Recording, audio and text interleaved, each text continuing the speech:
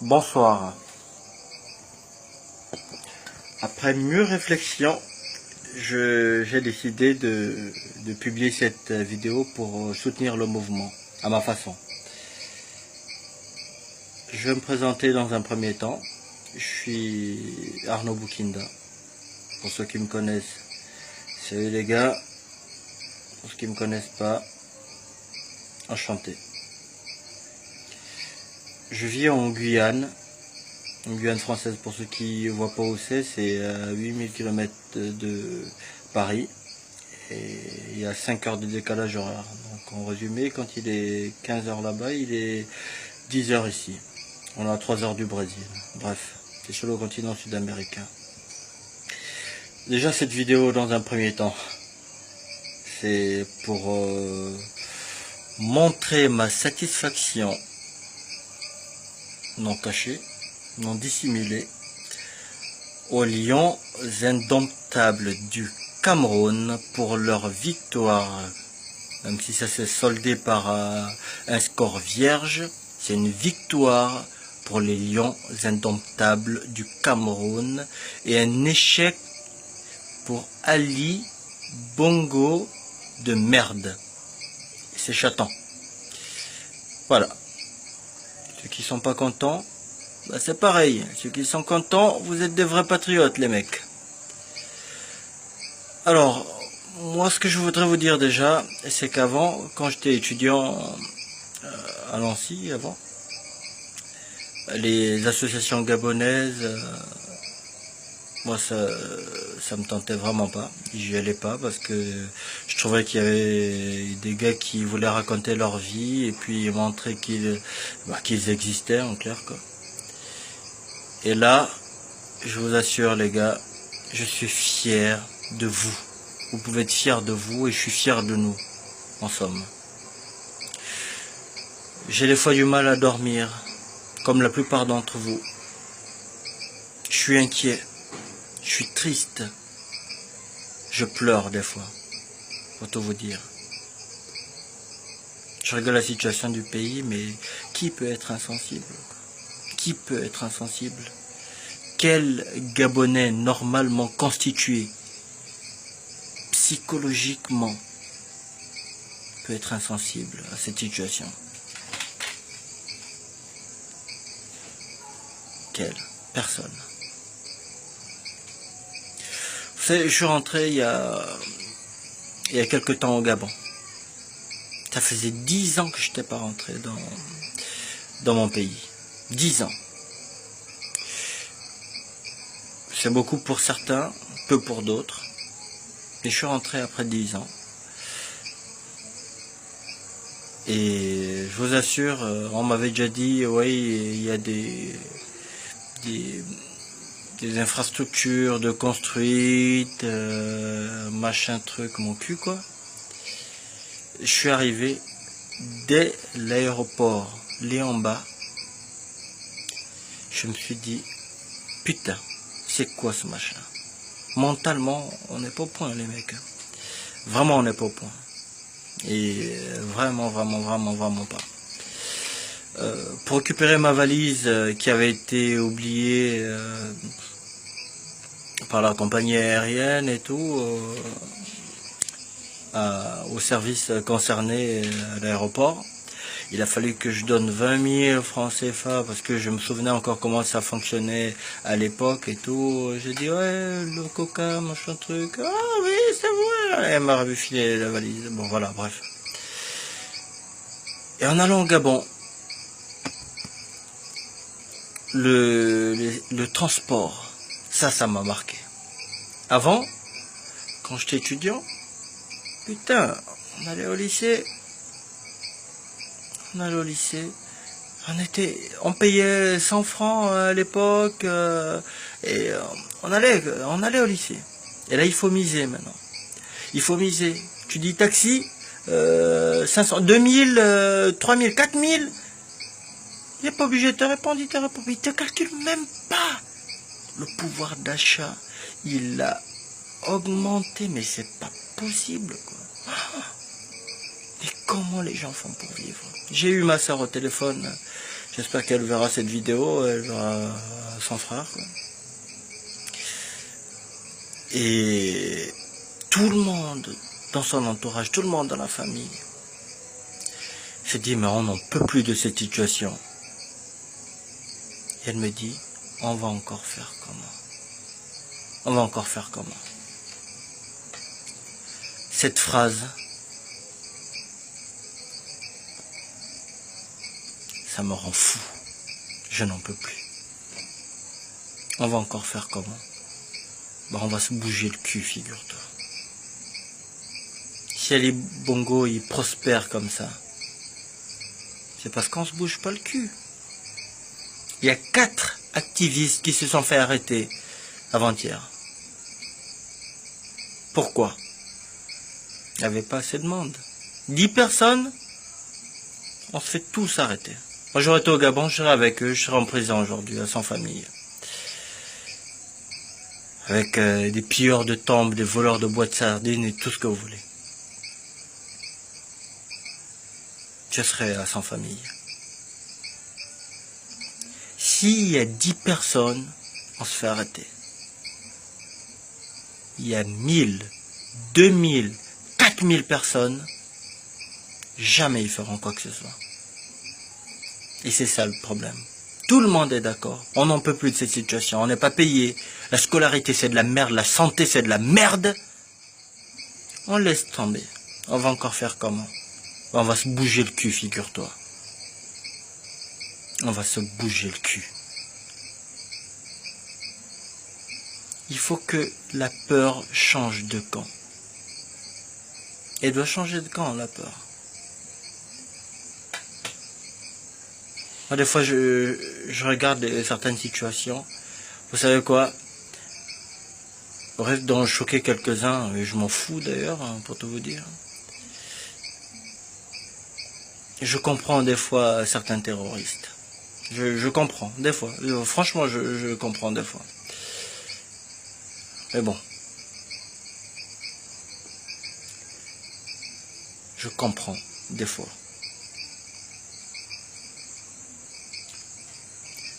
Voilà.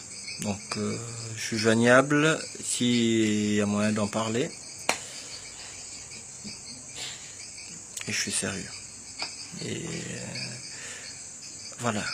Moi, je vis en Amérique latine. J'ai eu l'occasion de temps à autre de prendre des vacances, d'aller dans des pays limitrophes, le Guyane ou sur le continent. Je vous assure, les gars, on peut se rhabiller, hein, je vous assure. Je peux vous parler de Cuba, de la République dominicaine, du Brésil, du Pérou ou d'autres pays. Je juste vous énoncer le cas d'un pays qui est semblable à la Guinée équatoriale. C'est un pays qui s'appelle le Suriname. Pour ceux qui ne connaissent pas, regardez sur internet, Suriname. Il y a 600 000 âmes, pardon. Les gars, je vous assure, c'est un modèle de démocratie dans un premier temps. Et en guise de développement, les gars, vous allez vous rhabiller. On va se rhabiller tous. On ramasse nos dents par terre et... non, c'est pas possible. Le Gabon, mais comment il a... Mais il a été dans... Il s'est foutu dans la merde à ce point. Je regarde les vidéos de Jonas Molanda, de Mbandong, de Andong, de Messi, de Pat Collin, de Gobam, à qui j'ai envoyé des messages pour la plupart d'entre eux. Voilà. Et les gars, faut qu'on se bouge le cul. Les opposants, on ne compte pas sur eux. C'est pas une histoire Ali, Ping. Non. C'est une histoire Ali et le peuple gabonais. Et nous, on est là. Et moi, je comprends toujours pas. Nous, on est majoritairement issus de la diaspora. On ne subit pas directement les assauts, les injustices et les malversations qu'il y a au Gabon. On se mobilise plus qu'eux. Et c'est troublant. Je comprends que ça choque certaines personnes. Ça me choque, pour tout vous dire. Ça me choque. On en est là. Il faut que la peur change de camp, les gars. Il faut que la peur change de camp. Je comprends pas. Je comprends pas, dans le sens où personne ne se mobilise. Les gens vivent dans la misère. On ne se mobilise pas. On reste toujours dans l'autosuffisance. On n'est pas payé. On manifeste un chouïa. Et on passe devant TV+. Heureusement, c'est la seule chaîne qui donne des informations crédibles. Amen. Allahu Akbar. Et voilà, après on va se cacher. L'éducation, c'est de la merde au pays. Pas de table banc. Les élèves sont serrés, saturés. Combien d'élèves par classe? Le gouvernement ne participe même pas. On ne fait rien du tout. Et après, on ferme sa gueule. On va encore faire comment? Non, on va se bouger le cul, mon pote. On va se bouger le cul, mon frère. On va se bouger le cul. Maintenant, ça suffit. Faut que la peur change de camp. On a assez pleuré, nous. On a souffert. Il y a des gens qui sont morts. Je sais même pas comment on arrive à se dire qu'on va continuer à vivre comme ça. Il y a des gens qui sont morts. Mais vous vous rendez compte? Ils sont battus pour la liberté. Battus pour la paix. Ils sont morts. Et qu'est-ce qu'on fait? Qu'est-ce que vous faites? Ou surtout, qu'est-ce que vous ne faites pas? Même une marche. Rien du tout. Comment on arrive à se regarder dans le miroir? Vous savez, les milices, là, quand elles tuent et tout. Les psychologues, je sais plus comment ils appellent ça. Mais le fait de tuer à plusieurs, en fait, ça atténue la responsabilité individuelle. Ils se sentent beaucoup moins coupables quand ils ont tué à plusieurs. Parce qu'ils se disent, bah oui, il y a l'autre qui a tenu le bras, il y a l'autre qui a machin truc. Oui, elle a atténué la responsabilité pour eux. Et ils arrivent à bien dormir. Aujourd'hui, on a peur. On a peur. Faut que la peur change de camp, les gars. Elle doit changer de camp, la peur. Les policiers, les militaires qui tuent, ils dorment pas à la caserne. Faut que la peur change de camp. Que les gars des services généraux qui regardent ma vidéo, je vous dis même pas bonsoir. À la limite, je vous pisse à l'arrêt, j'en ai totalement rien à foutre. Et la peur, elle va changer de camp. Regarde-toi dans la glace, en écoutant, en regardant ma vidéo. Et dis-toi, pose-toi la question de savoir si tu es en paix avec toi-même. Je veux pas t'insulter pour te décrire, non. Tu sais ce que t'es. Ce n'est qu'une question d'octave. Comme disait l'autre. Il faut que ça change de camp. Ici en Guyane où je réside, il y a quelques années, à la fin de la traite négrière, il y a eu une déportation qui a été faite parmi tant d'autres avec des esclaves. Et vu que les Antilles sont françaises, bon, les Antilles françaises, dans la Guyane, fait partie. Et en Afrique, les territoires français, c'était l'Afrique de l'Ouest, donc le Sénégal, et de Gorée et tout, et le bassin du Congo. C'était les principales bases coloniales françaises. Et il y a un bateau, à une certaine période, ils ont fait venir des esclaves. Et parmi ces esclaves, il y en avait un qui revenait du Gabon. Il s'appelait Chimbo. On l'a amené dans des camps d'orpaillage et tout pour exploiter de l'or et tout. Voilà. Il s'est révolté. Et il est parti. Il s'est enfui dans la forêt. Et ce gars, il a terrorisé le monde. C'est un Gabonais. Il a terrorisé pendant plus d'1 an. 1 an et demi, il a terrorisé le monde. Il a tué. Il a volé. Il a fait des conneries. Mais il s'est révolté. Il a dit non, niet. Je n'accepte pas ce train de vie. Il vivait dans la forêt. Il est mort dignement. Pas comme certains. Pleurer comme des pisseuses. Il est mort, on l'a pendu sur la place du marché où je vais faire les courses tous les matins. On l'a pendu. Et il y a le prêtre, pour le pendre, qui lisait la Bible, qui parlait du paradis et tout ce que ça comporte et tout. Et le gars, il a dit, bah si c'est si bien que ça, t'as qu'à venir à ma place. Le prêtre s'est tué et il s'est barré. Et le gars, il est mort comme ça, en homme.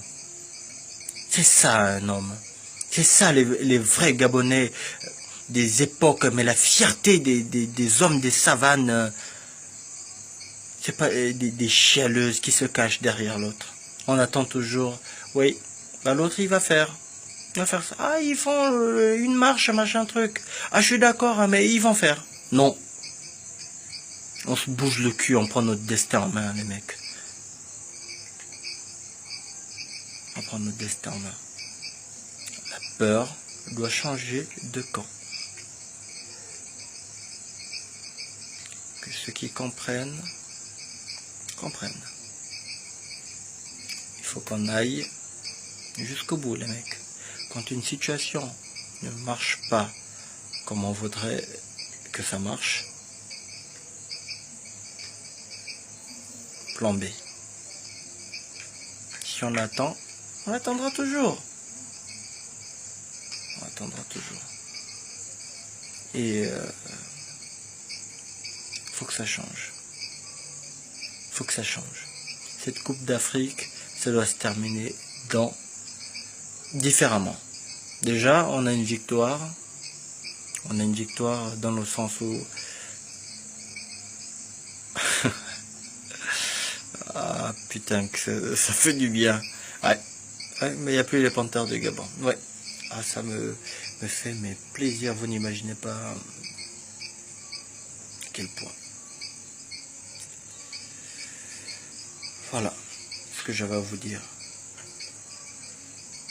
Pour ceux qui ont compris, entre les lignes, vous pouvez me contacter. Les autres, je vous fais la bise en ensemble. Ne faiblissons pas. Je sais qu'il y a certains, c'est démoralisant, ça ne motive pas en voyant qu'on a l'air beaucoup plus motivé que ceux qui souffrent et qui vivent dans la misère. Je sais, pour la plupart. Si je dis que j'arrive pas à dormir, il y en a plein qui se reconnaîtront à travers ces paroles. J'écoute et voilà, on est loin, le truc, on est loin, on est dispersé, on est éparpillé de par le monde, mais on est là.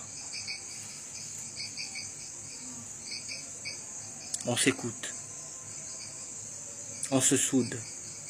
Ceux qui se désistent, partez, sans faire de bruit. Ne commencez pas à faire chier le monde ou à démoraliser les autres. partez, simplement. Et fermez vos gueules, en fait. C'est la chose la plus polie que je pourrais vous dire. Et les autres activistes, on se soude, on est ensemble. Je vous assure, ça va changer. Ça va changer. Ça va changer. Et je suis fier de vous, les gars. À bientôt.